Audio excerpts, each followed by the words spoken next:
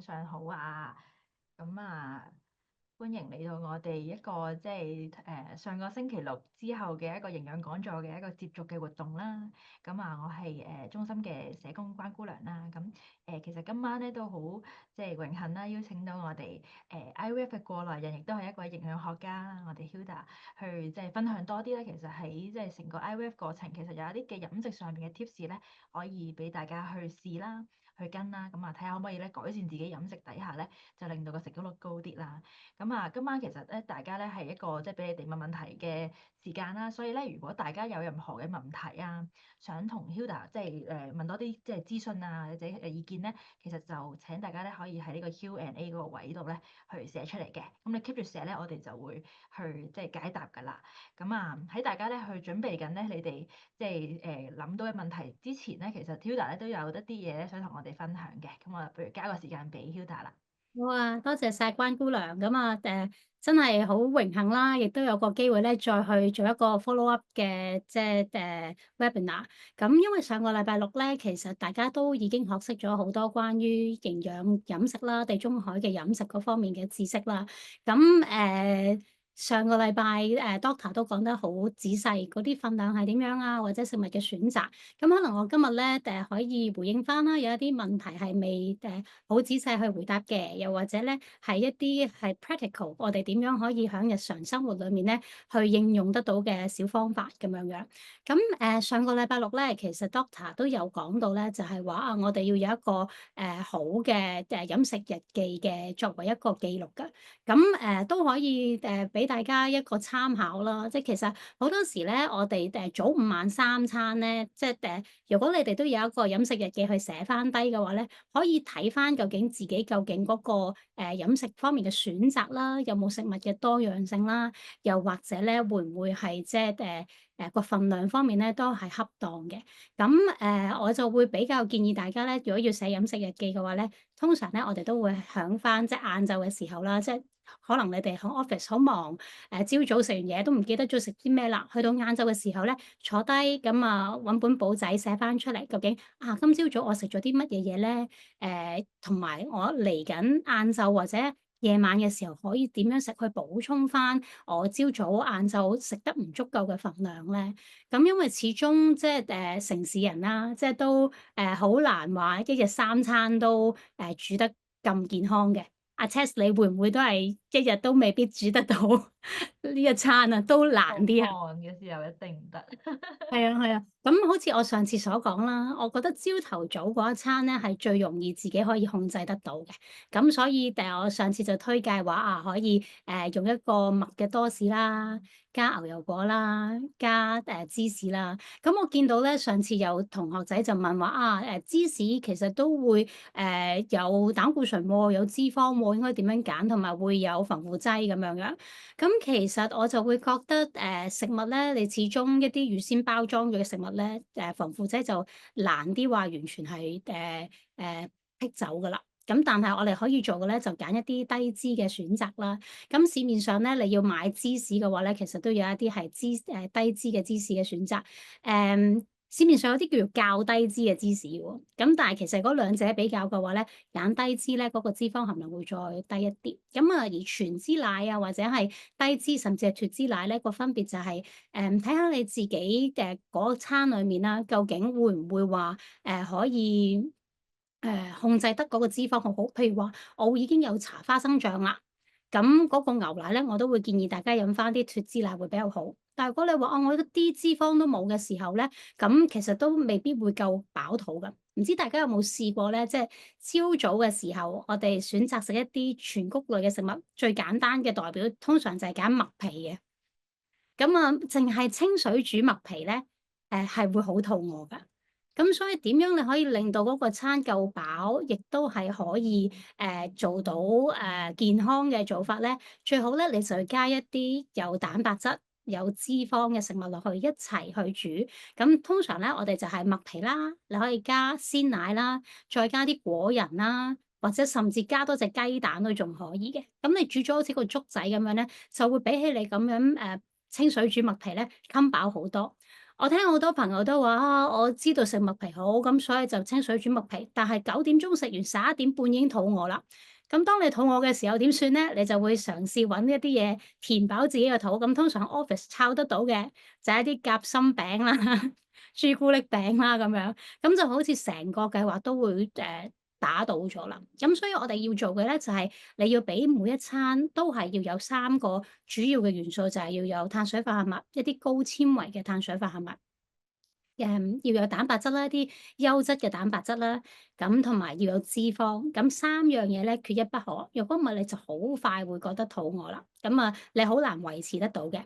咁晏晝出街食嘢嘅時候咧，老實講我自己咧就好少煮嘢食嘅，咁通常我就會揀一啲湯粉麵去食咯，即係譬如話鮮牛肉湯米粉啊、湯意粉啊，呢啲都係一個好嘅選擇嚟嘅。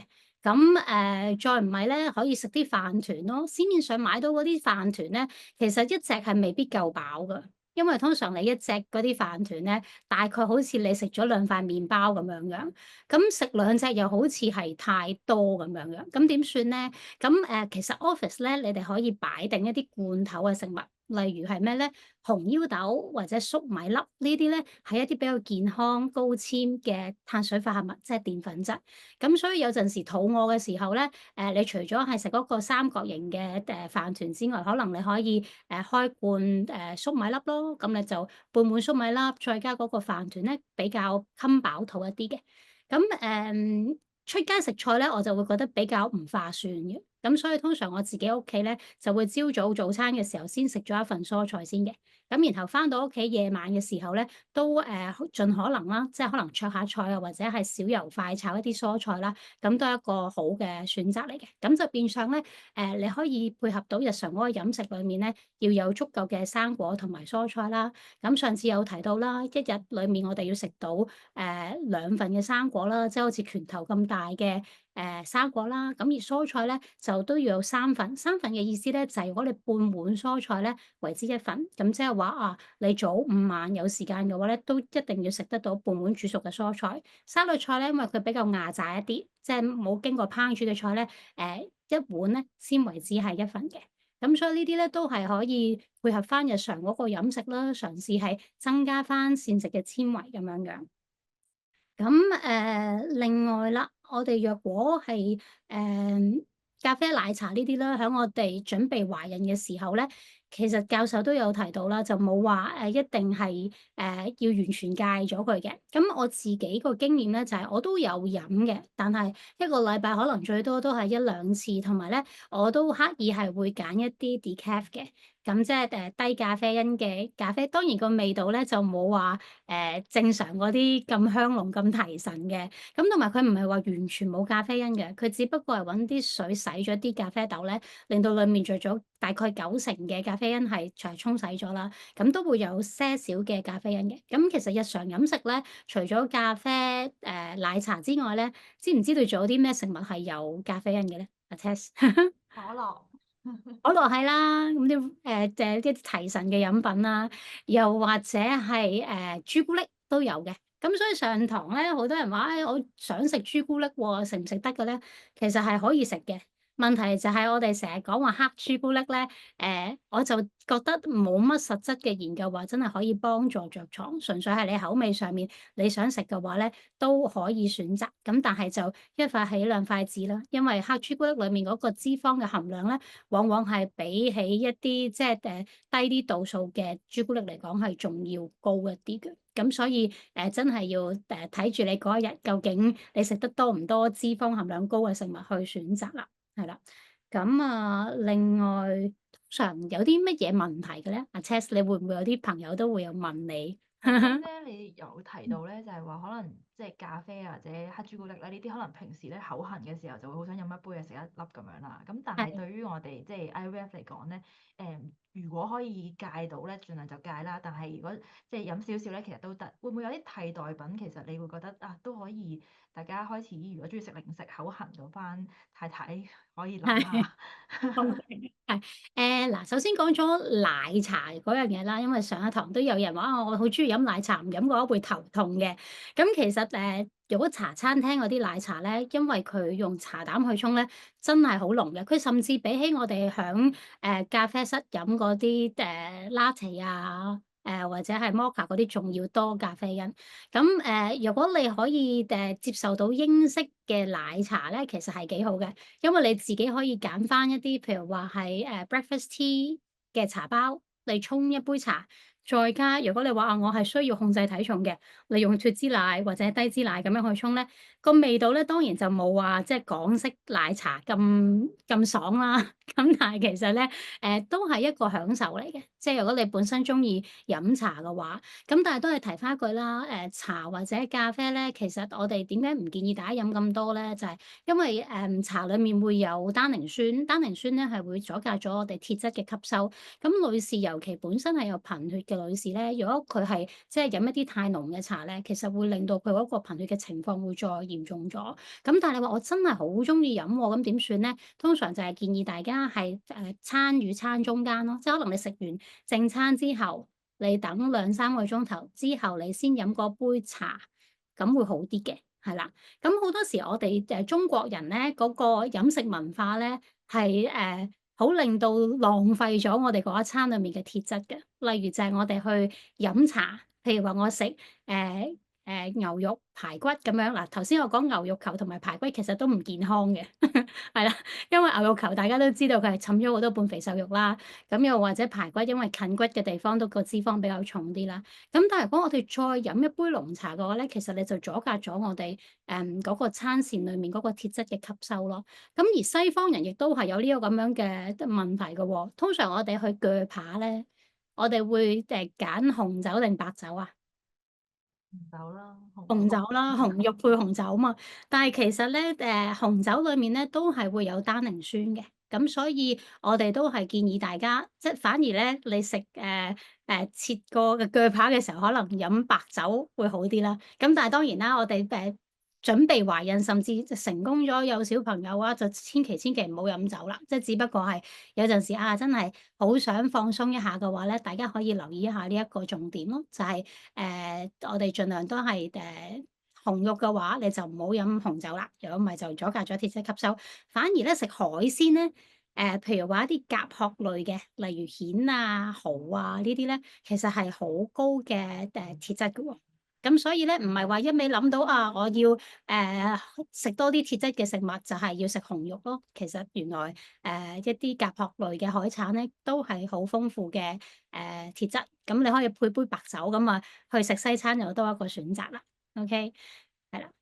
好同意你講咧，就係其實我哋唔可以一下子咧就本身好中意嘅嘢咧就拎走晒嘅，即係我哋個心情咧會咁樣受影響咧，其實對個 IVF 過程咧其實都可能會有少少即係個壓力喺度。咁所以我哋即係我諗頭先 Hilda 嘅提議就係，如果即係有啲好中意飲奶茶、咖啡或者食朱古力嘅太太咧，其實可能揾一啲冇咁高一啲濃度嘅替代品，去幫自己慢慢咁樣去減低嗰個吸收會好啲，對個心情又會好啲咁樣。咁其實我哋都有啲問題咧喺個 Q&A 度啦，咁我讀出嚟問下 Hilda 啦。有人問咧，就係有啲咩罐頭咧係健康嘅？會唔會其實沙甸魚罐頭因為魚啊嘛，都係嗯。健康咧？誒幾好㗎，其實沙甸魚咧，如果市面上買得到咧，有好幾款唔同嘅選擇嘅，例如就係茄汁沙甸魚，或者係橄欖油浸沙甸魚，或者有啲係辣嘅。咁啊，我通常都會建議大家用翻係茄汁嘅沙甸魚。咁沙甸魚嘅好處係咩咧？我哋係會連埋嗰啲骨一齊吞㗎嘛，咁所以我哋個鈣質嘅攝取就會比較好。通常我都建議大家咧，即係除咗揀啱嘅食物之外咧，我哋都要睇翻消委會嘅報告嘅，因為好多時消委會咧，佢會抽翻市面上買得到嘅一啲產品，然後去介紹翻邊一種咧係相對係穩陣啲嘅。咁所以除咗揀啱嗰個食物選擇之外，買咩牌子咧都講究嘅，係啊，佢都曾經最近係有做過一個專題係講罐頭魚嘅，咁所以大家可以上網揾翻咯。咁除咗係沙甸魚之外咧。吞拿魚都係好嘅，但係嗰個原則我哋都係希望咧係用翻一啲鹽水浸啦，甚至係礦泉水浸嘅，係啦。油浸咧就唔係咁好啦，因為你點樣隔都好啦，其實裡面嘅油分咧都比較多一啲，咁所以用翻鹽水或者礦泉水浸嘅吞拿魚咧，或者係沙天魚咧就會比較合適一啲，係啦。有人問咧，如果飲唔到牛奶咧，燕麥奶咧得唔得？佢係咪講緊燕麥奶嗰個即係可能啲營養上邊？營養成分係嘛？其實好多植物奶咧，佢嗰個營養成分未必可以完全代替得到牛奶。最緊要係睇翻嗰個食物標籤，因為其實牛奶咧，我哋最主要係希望喺裡面得到鈣質同埋蛋白質。咁如果你係飲全脂奶，咁佢會提供咗啲脂肪啦。咁但係如果我要體重控制嘅話咧，咁基本上你要睇嘅就係蛋白質同埋嗰個鈣質嘅含量啦。咁如果你選擇嗰隻燕麥奶，佢本身係屬於高鈣嘅，咁而嗰個蛋白質亦都係豐富嘅，咁你可以選擇用作為一個代替品。咁再唔係就係用一啲加鈣嘅豆漿咯，因為事實上普通嘅豆漿，如果你自己屋企用個豆漿機磨豆漿咧，唔係話好高鈣質嘅啫。我諗大概你要飲6杯嘅豆漿先等於1杯嘅牛奶裡面嘅鈣質，但係如果你市面上買得到一啲加鈣嘅豆漿咧，咁就比較容易貼近翻牛奶嗰個營養嘅組合啦。咁係咯，所以最主要就係睇翻你想喺嗰個食物裡面攞到啲乜嘢嘅營養成分。咁同埋有啲人唔飲得牛奶咧，最主要係因為佢缺乏咗一啲分解乳糖嘅酵素。咁你話啊，我真係好想飲喎，咁點算咧？其實係有方法嘅。第一，你就可以將你嗰個份量減少啲。其實我哋細個嘅時候咧，我哋係有足夠嘅分解乳糖嘅酵素㗎。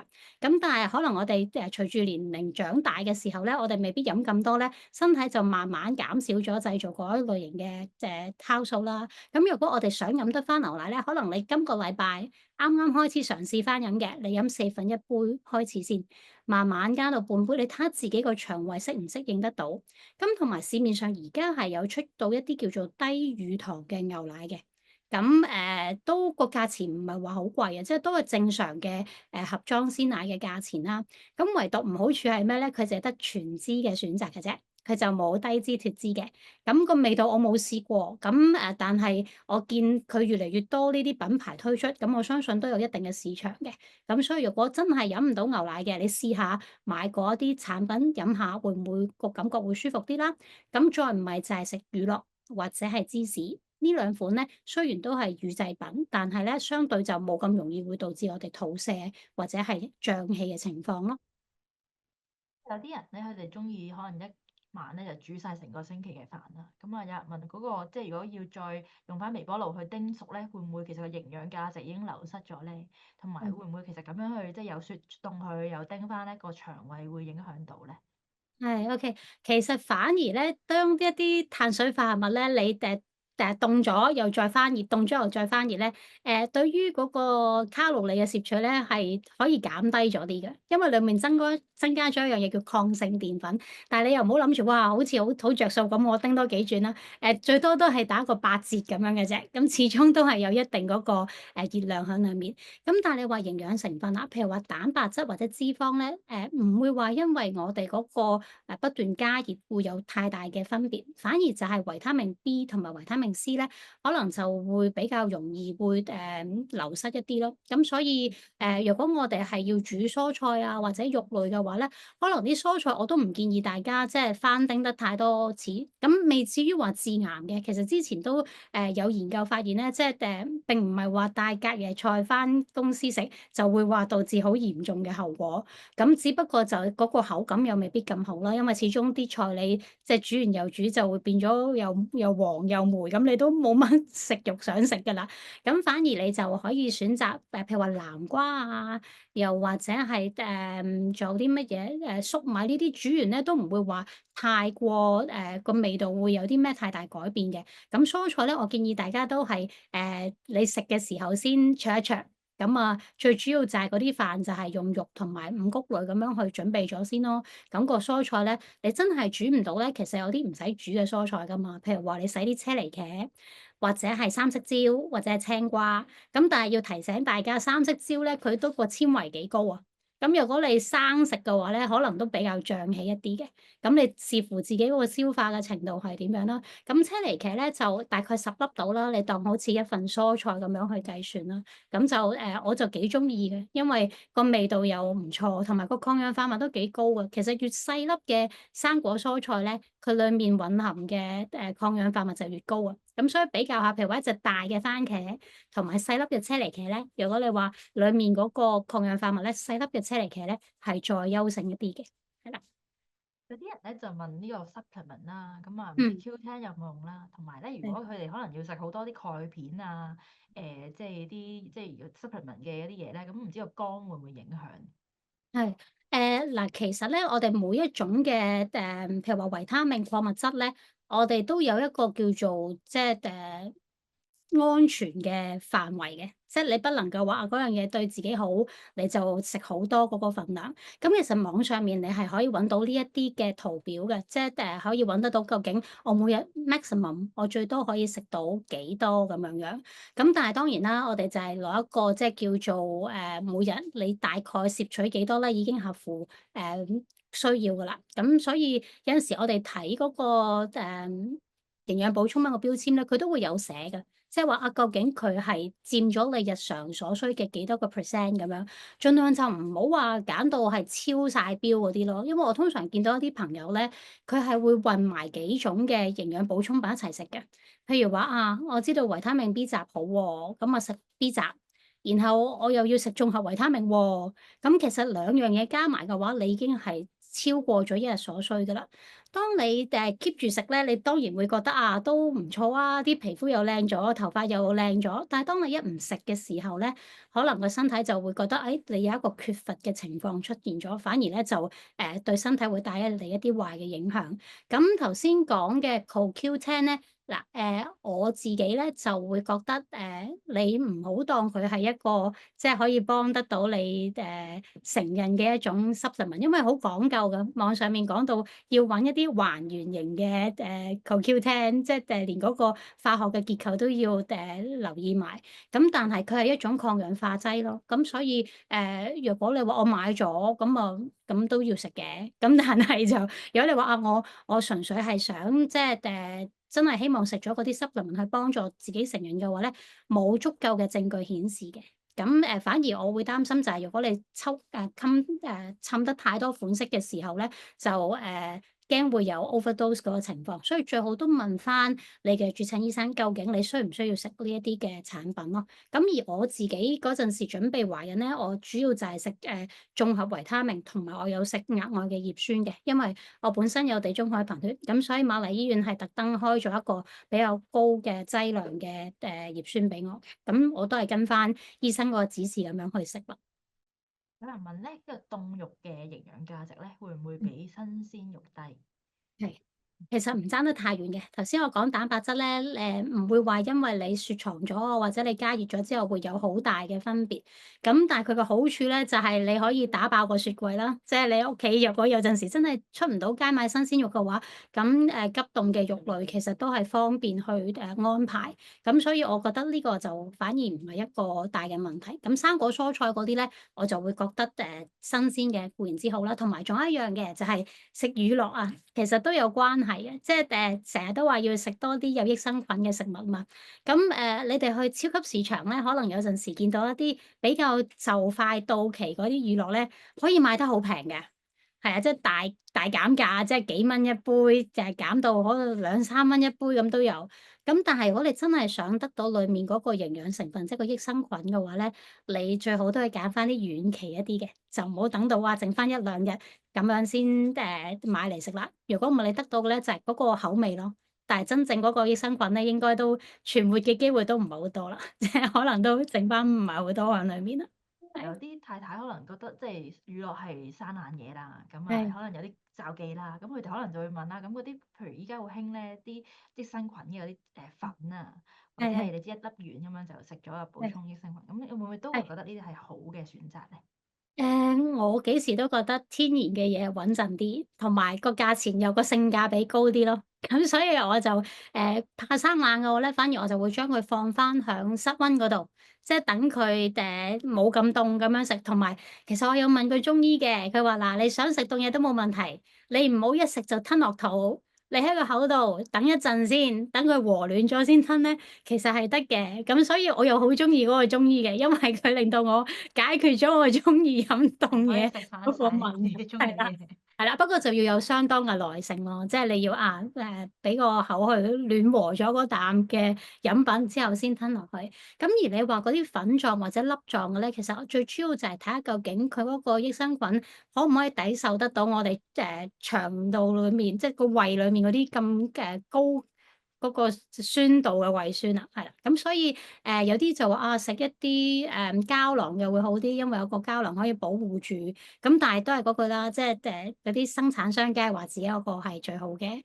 咁我就唔會話特登去推介啲咩牌子，我反而就覺得日常飲食裡面，若果你哋可以響乳酪，又或者我哋其他好多食物都會有益生菌嘅，即係唔同國家咧都有啲代表啊。譬如話韓國大家都知道啦，就係泡菜啦，泡菜係有益生菌嘅，但係佢嘅唔好處係咩？就係太鹹啊！咁所以如果真係要食嘅話咧，你就真係可能係好似去韓國餐廳咁樣細細碟嗰個份量就好啦。但係本身若果係有高血壓嘅朋友咧，我就唔建議大家食呢一種啦。咁如果我哋去食德國菜咧，都會有選擇嘅喎。有冇食過一啲香腸再加一啲酸菜嘅 platter？係啦，嗰個酸菜咧就係十分之高嘅益生菌嘅。咁我有見過喺 supermarket 都有得買一樽玻璃罌咁樣嘅。咁若果唔介意即係食啲酸味味嘅嘢，呢個係一個選擇啦。咁再者咧就係我之前有提到我好中意食嘅納豆，納豆都係益生菌好豐富嘅食物。不過有啲人就話嗤之以鼻啊，好難食嘅喎咁樣。但係當你發覺你食完之後個腸胃又幾好啦，同埋唔需要點樣準備就已經係等於一份嘅蛋白質咧，咁其實我覺得都可以試下嘅，未試過嘅朋友可以試下咯。咁啊，印尼都有噶，印尼有一種食物叫天貝，其實佢就係發酵咗個黃豆，咁佢係一個幾高蛋白質，亦都係一個素食嘅選擇。咁益生菌咧，佢就唔算好高啦，因為始終咧佢係你要烹煮過先食得到噶嘛。佢好似中國人嗰啲豆乾咁樣，你切到一片片，然後炒啲荷蘭豆啊或者蜜糖豆幾好味嘅。咁但係佢係一個素食人士嚟講幾好嘅蛋白質嘅選擇咯，係啦。想問咧都係 supplement 嘅問題啊，會唔嗯。會喺即係準備懷孕期間有一啲 supplement 係唔應該食？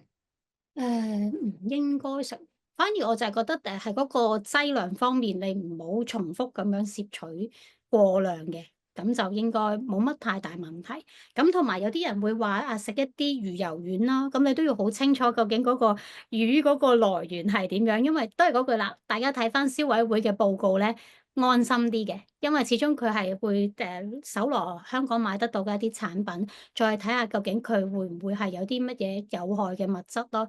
係啊，之前都好似有講過，即係魚油丸有啲某啲牌子係唔係咁推介嘅，係啦，就係咁樣。大家如果真係要買呢啲嘅 supplement 嘅時候咧，其實要睇下啲資訊先，喺呢個消係啊，委會度 search 下唔同嘅即係 supplement 其實點樣食會好啲。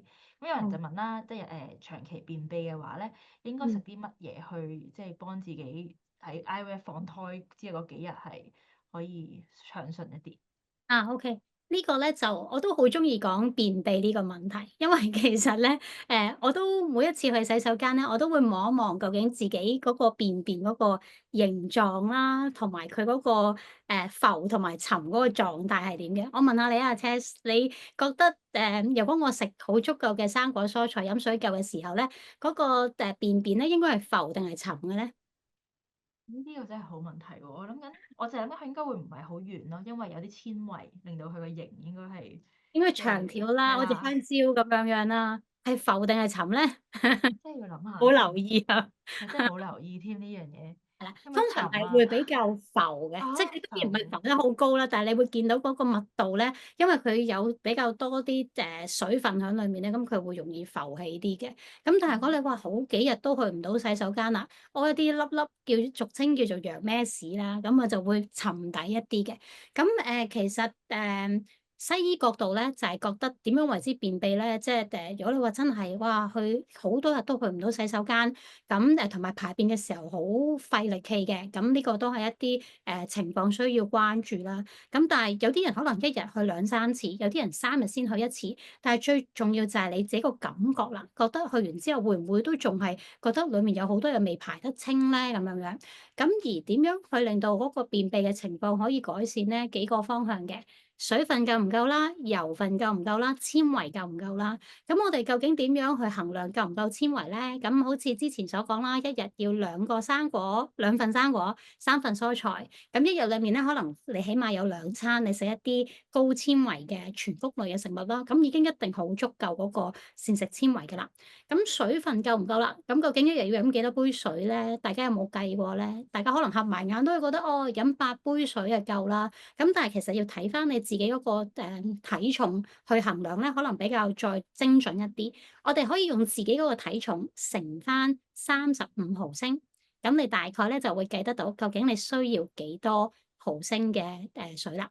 即係所以一個人如果佢本身係重啲嘅話咧，咁佢其實要飲嘅水分係要多啲嘅，係啦。即係唔難理解咯，係咯。咁輕啲嘅人要飲嘅水分就少啲，所以唔係話劃一哦，每日就飲8杯咁樣樣。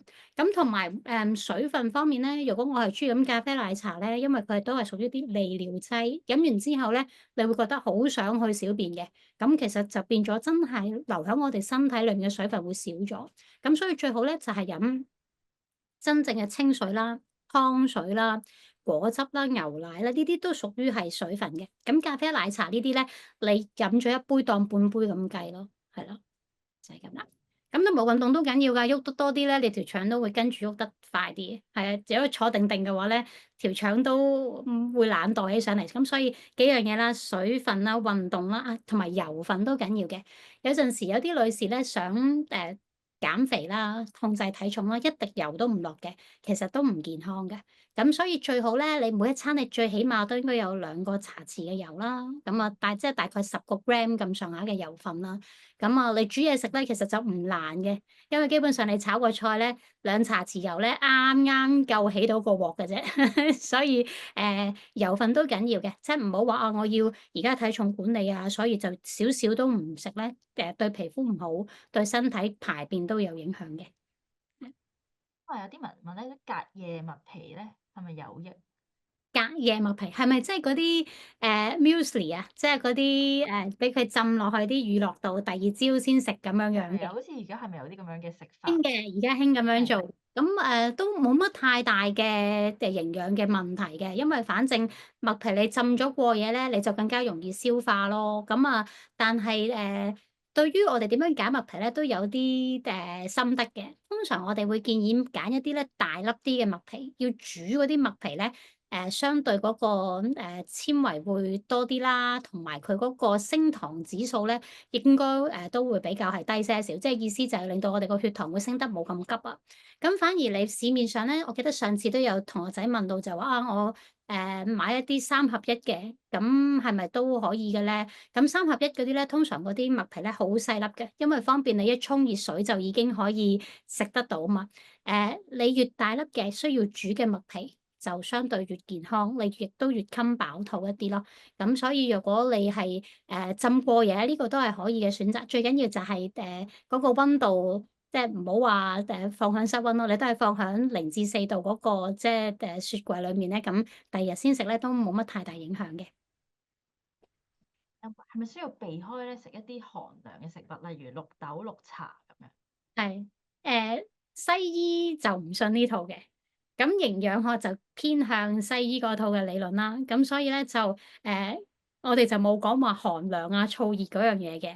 咁如果我作為一個過來人咧，我係有戒嘅，係啦，我自己係真係冇飲綠茶，因為真係覺得好似飲完之後口淡淡咁樣樣。咁我會比較中意飲，即係要飲茶嘅話，飲普洱咯，就但係少少茶就多多水咁樣樣，溝淡啲。其實就係唔希望飲得太多單寧酸，影響個鐵質吸收咁解啫。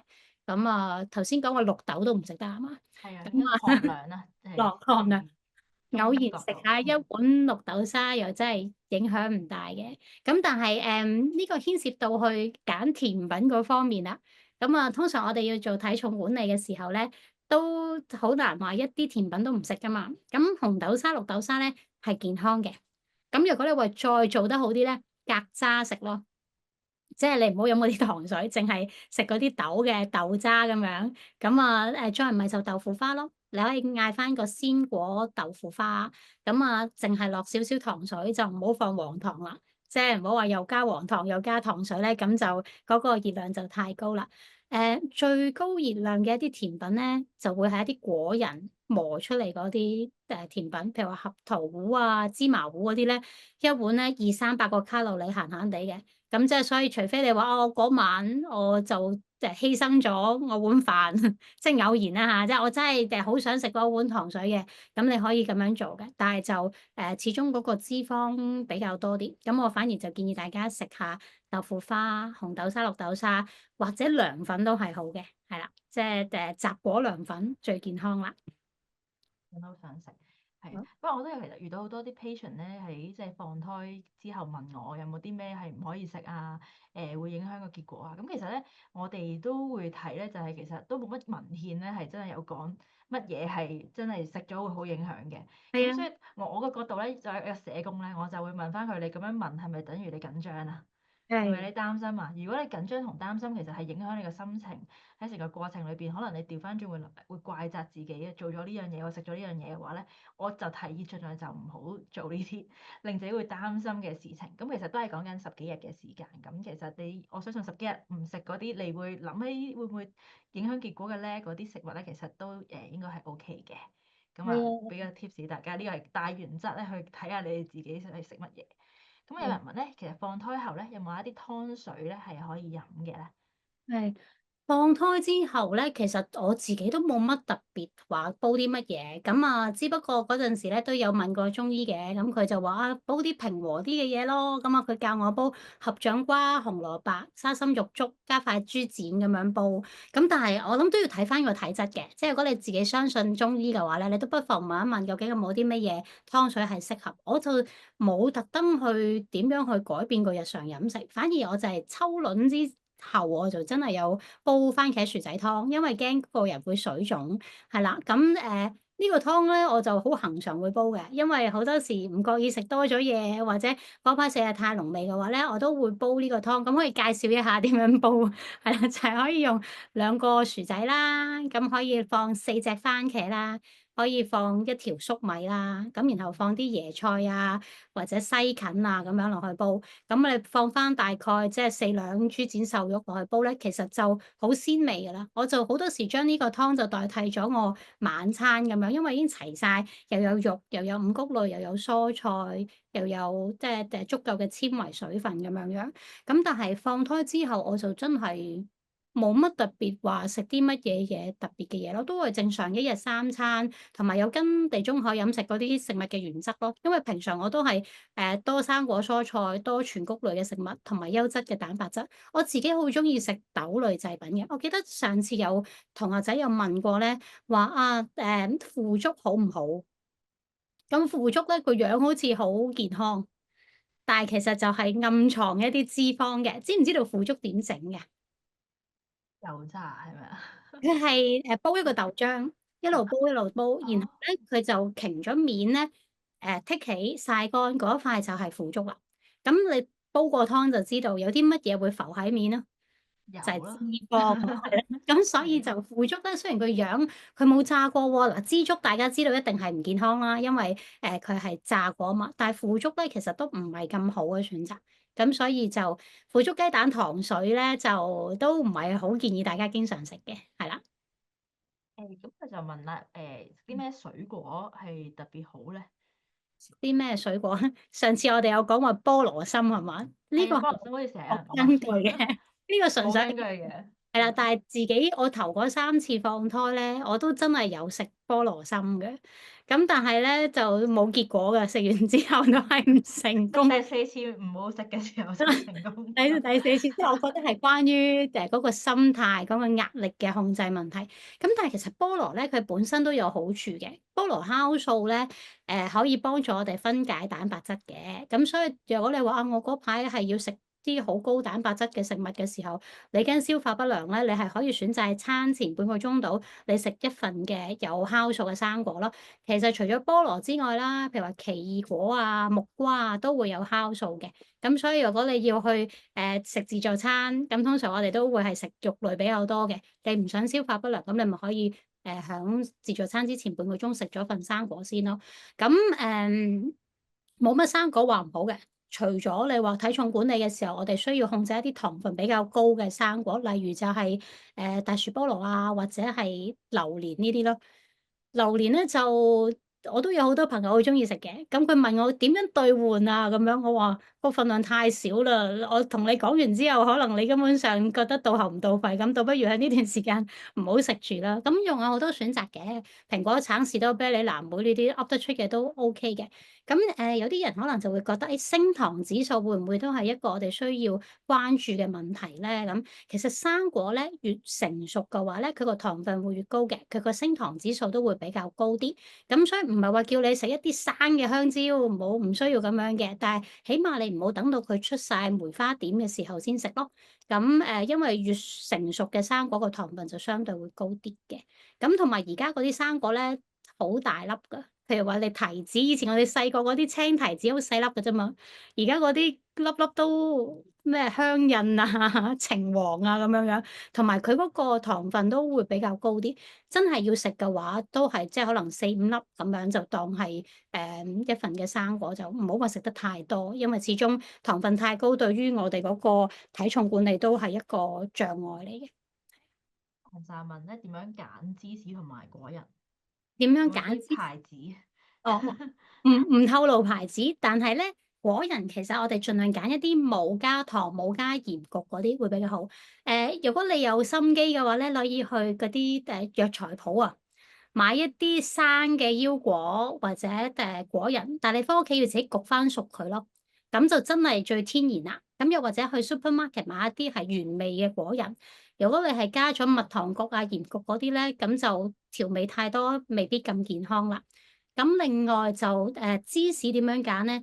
你可以揀翻啲低脂咯，即係如果你係好 concern 嗰個脂肪嘅攝取嘅話，但係如果你話啊，我唔需要體重管理嘅嗰個早餐或者晏晝嘅時候，我食嗰塊芝士，其實我其他嘢食全部都係好清淡嘅，我係用雞胸肉夾芝士，咁其實你食一塊全脂芝士都不為過嘅。咁但係要體重管理嘅朋友就盡量揀翻啲低脂甚至脫脂嘅選擇會比較好啲啦。有人問奇亞籽對於避孕好唔好？嗯，冇乜實質嘅幫助嘅，不過奇亞籽咧，佢有個好處咧，就係佢個水溶性纖維好高嘅，咁同埋都有好好嘅飽肚感嘅。咁通常啲人咧就會係將佢浸咗水啦，然後加落去日常嘅飲品裡面嘅，咁所以都不妨嘅。如果你話我成日都容易覺得肚餓，同埋個腸胃唔係咁好㗎，即係好多時會有便秘嘅情況嘅話咧，咁你都不妨可以買呢一啲產品咯。咁但係要浸咗先啦。咁同埋就盡量食嘅時候咧，就咬碎啲啦。咁你幫助佢裡面嗰個奧米加3嘅脂肪酸容易可以吸收得到，因為佢都幾硬身嘅，佢本身嗰個種子個殼都比較硬身少少。咁所以除咗奇亞籽之外，亞麻籽都係一個有一個奧米加3脂肪酸嘅一啲種子類嘅食物啦。咁都係嗰句啦，如果可以嘅話就研碎咗佢先，然後先加落啲麥皮度一齊煮，咁都係可以幫我哋增加咗嗰個纖維啦，同埋奧米加3脂肪酸嗰個攝取嘅，都係健康嘅選擇嚟嘅，係啦。就問咧乳酪係咪揀希臘乳酪好啲啊？誒希臘啊，貴啲。貴啲。個味道一般啊，點解會賣得貴啲咧？原因就係佢嗰個製作過程咧，佢會用比較多嘅牛奶去製造咯，咁所以佢嗰個蛋白質嘅含量會比起普通嘅乳酪嚟講會都高啲。但係都係嗰句啦，如果你唔係單純淨係要靠嗰個希臘乳酪去攝取蛋白質嘅話咧，咁我會覺得就唔需要特登買嘅，因為個價錢都爭一橛嘅，同埋個味道都一般般啦。係啦，可能大家可以買翻啲原味嘅乳酪咯，咁然後自己再加翻啲新鮮生果落去，加少少甜味，咁都係幾健康嘅選擇嚟嘅。有人問呢個蛋白粉啊，係咪嗯，protein 嗰啲 drink 係係。啲 milkshake 蛋白粉，我會覺得食嘢係一個享受嚟嘅。咁蛋白粉就好似淨係為咗攝取蛋白質咁樣。但係如果你話我係一啲做 weight training 係需要食蛋白粉嘅話咧，咁都要留意翻啦，因為始終我哋食得太多蛋白質咧，其實會加重咗我哋嗰個肝臟、腎臟嘅負擔嘅。咁所以要計翻清楚，究竟你每日需要食幾多嘅蛋白質，就唔好話啊，我要跟生酮飲食啊，或者係即係食肉減肥啊，就貿貿然將嗰個食物嘅主要嘅食材就轉咗去一啲蛋白質嘅來源咯。因為始終我哋最困難嘅飲食咧，個主食應該係五穀類嘅選擇，仲要係全穀類嘅五穀類添。咁蛋白質都需要嘅，咁但係應該佔成個餐膳大概15%至20%左右。譬如話女士啦，大概每日5至6隻麻雀咁大嘅肉類咧，已經係差不多噶啦。咁所以就我就中意食天然嘢多啲嘅。咁如果真係要食蛋白粉嘅話，最好問翻清楚醫生究竟我可以食幾多咁樣樣，係啦。食羊咯，食嗯，羊會唔會唔好啊？羊啊，羊啊，羊肉啊，係啊，羊肉。呢個似乎應該都係中醫嘅建議多啲，咁我的確有中醫推介我唔好食羊嘅，咁而我亦都唔係話十分中意食，但我覺得有陣時冬天羊腩煲一兩件應該都唔大影響嘅，係啊，係啊，係，即係關於湯水啊、羊啊呢啲咧，如果大家有疑問咧，其實可以問翻中醫，會比係啊，較準確啲啊。係，咁啊，亦都有人問，即係納豆啲咩牌子啊？我相信其實冇乜分別啊，嗬，即係咩牌子啊？關於即係芝士啊、杏仁嗰啲，其實唔係好關牌子事，反而係，係咧嗰啲成分咧點樣整啊，點樣加咗啲乜嘢，即係額外嘅一啲調味啊，咁樣係比較關事。係啦，納豆咧嗱，可以話俾大家聽咧，邊度會最多納豆有得選擇咧？咁我通常都會去翻銅鑼灣嗰間大型嘅百貨公司裏面嗰個超級市場咧，佢就有好多款式嘅。咁同埋佢都有好多唔同嘅味道㗎，即係有陣時係堅魚汁啊，有陣時即其實啲味都一般㗎嘛，咁所以你真係要揀翻一啲你自己中意嘅味咯。咁通常嗰個納豆裏面都會有兩包嘅調味料嘅，一包係芥辣，一包係豉油咁樣樣。咁如果你話我真係可以連嗰啲調味料都唔落嘅話，咁固然之好啦。咁但係我覺得你落咗都唔會話差太遠嘅。咁所以我通常兩包我都會落晒咯。咁啊你落咗一包納豆咧，其實已經差唔多好似等於你食咗一隻麻雀咁多個肉噶啦。咁所以你係可以喺嗰個餐裏面咧扣翻一份嘅蛋白質。咁啊但係食完之後咧，去洗手間都會有嗰個味嘅，即係都會有納豆嗰個味道，但係就真係對個腸胃唔錯，同埋裡面嘅益生菌嘅成分都幾好嘅。咁啊試下咯，係啊，有人唔中意問可唔可以日日食喎？即係納豆呢樣嘢咧，日日食喺營養師誒。覺得係 OK。我哋會建議係食物要多樣性嘅，即係唔會話淨係嘅呢樣嘢好就所有我嗰三份肉類全部都係變晒三盒嘅納豆咁樣。咁但係你話哦，其中嘅一餐裡面嘅一個食物選擇嘅話咧，係冇問題嘅，係啦，因為始終納豆佢係已經消咗毒㗎啦，咁所以唔需要擔心嗰個食物安全嘅問題，純粹就係要多啲唔同選擇咯，因為始終納豆係一個素食嘅選擇嘛，咁所以你都會冇紅肉嗰啲咁多鐵質啊，又或者食物裡面其實每一種食物冇話可以完全替代到另外一款嘅食物咯，咁所以一日裡面其中一餐嘅一款嘅食物選擇，我覺得係可以嘅。有啲人問咧，即係如果想啲卵子或者精子 quality 好啲啦，有冇啲嗯。食物係可以幫助呢各自兩方面嘅質素？其實就冇乜太大幫助，但係我會覺得你可以令到個人健康啲，嗰個個身體嗰個衰老嗰個程度冇咁急嘅話咧，我覺得掉返轉嚟講就係幫緊成件事。所以地中海飲食咧，你哋可以重溫返上個禮拜六Doctor Yu 所講嘅咧，其實係跟得到6、7成，其實都已經係好大嘅改善嚟嘅啦，一啲都唔容易嘅。因為如果你要跟足晒好有咁多個 自律。criteria 係啊，都唔係咁容易。係啊。咁有人問咧，即係可能成功懷孕咗之後啦，其實個飲食上面使唔使調節啊？我估應該係佢哋講緊咧，有啲人話懷孕咗，咁你唔可以食凍嘢啦、係係涼嘢啦，嗰啲即係。係娛樂芝士嗰啲最好都少食。咁其實呢啲有冇根據嘅？有根據啊，因為呢一個咧就牽涉到個食物安全嘅問題啦。即係如果你凍嘅飲品啊，或者係軟嘅芝士啊，呢一啲係驚佢裡面會有李斯特菌，係啦。一啲未烹熟、未烹煮過嘅一啲菜啊，又或者係一啲軟嘅芝士冇消毒過嘅牛奶咧，其實比較高機會會有呢一個李斯特菌，咁係可以好嚴重㗎，因為會影響個 BB 甚至係會流產嘅。咁所以嗰陣時我就好嚴格㗎啦，我真係一杯雪糕都冇食過，係啦。even 硬嘅雪糕我都冇食過，因為我好聽姑娘講嘅，佢話："你做乜要咁唔忍口啊？都係10個月嘅係啦40週嘅事啫。"咁樣，所以我係乖嘅。咁呢個就唔牽涉到話寒涼啊、燥熱嗰樣嘢，而係西醫都係咁樣建議嘅，就係因為驚有嗰個食物安全嘅問題咯。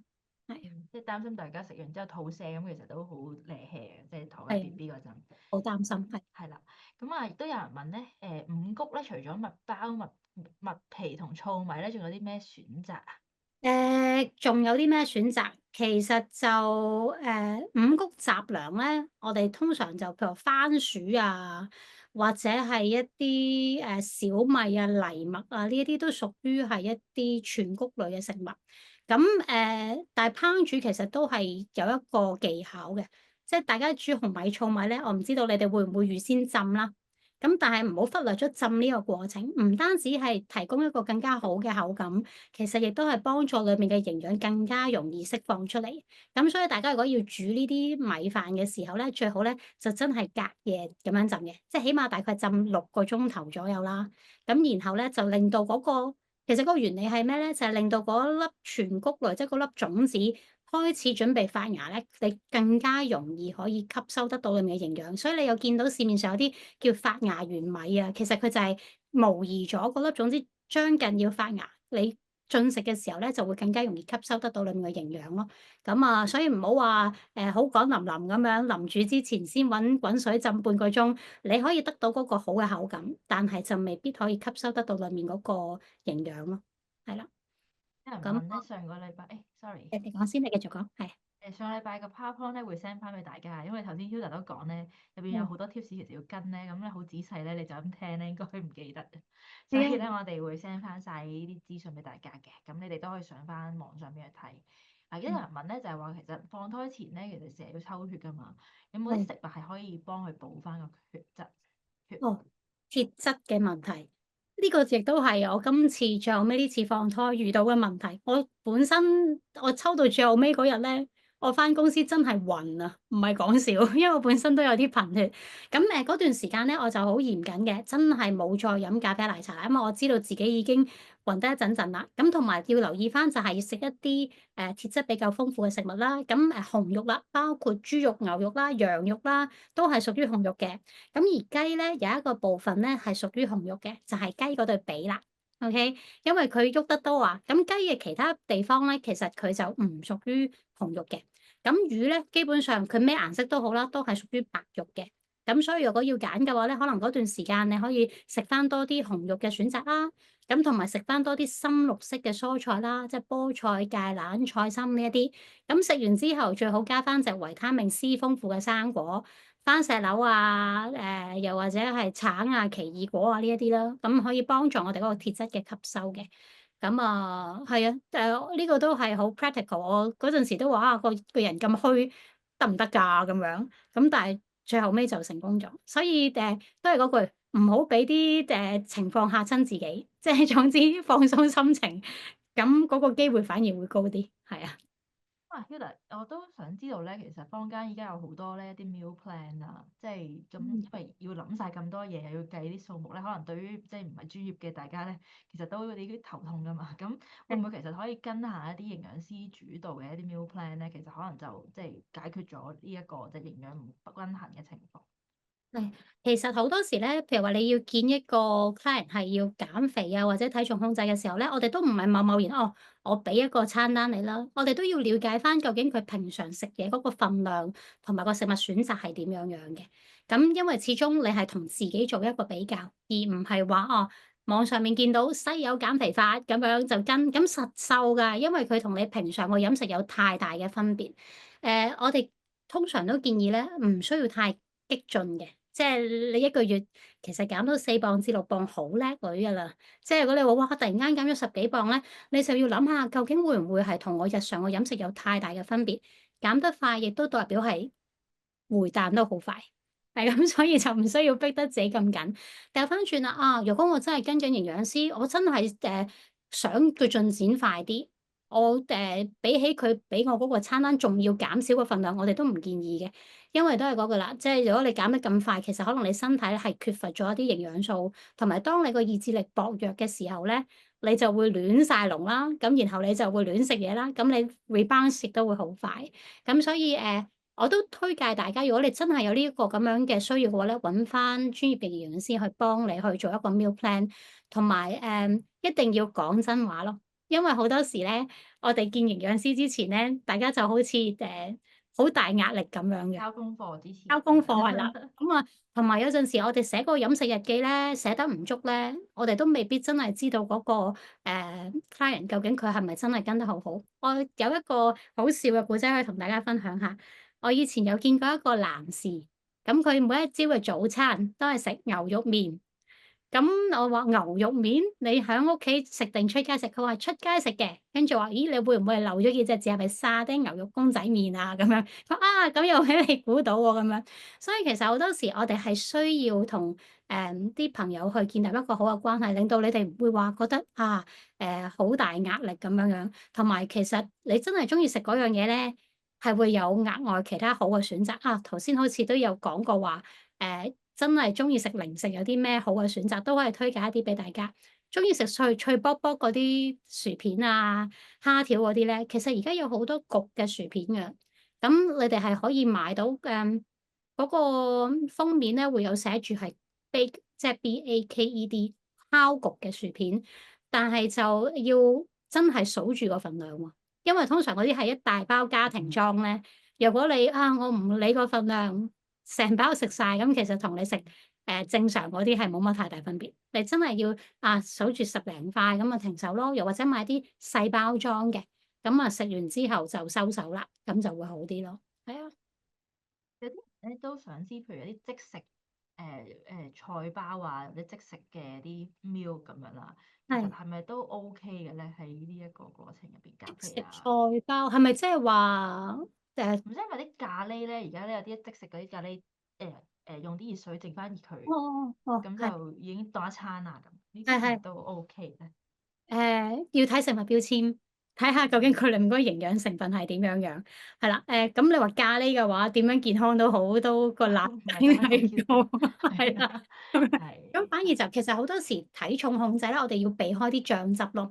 咁紅色嘅汁，即係譬如茄汁會健康過白色嘅汁嘅，忌廉汁，係啦。咁所以就譬如話你出街食嗰啲碟頭飯咧，最好就叫佢可唔可以 sauce on the side 擺喺側邊。又或者真係要揀嘅話，揀茄汁會好過你揀忌廉汁、白汁嗰啲選擇。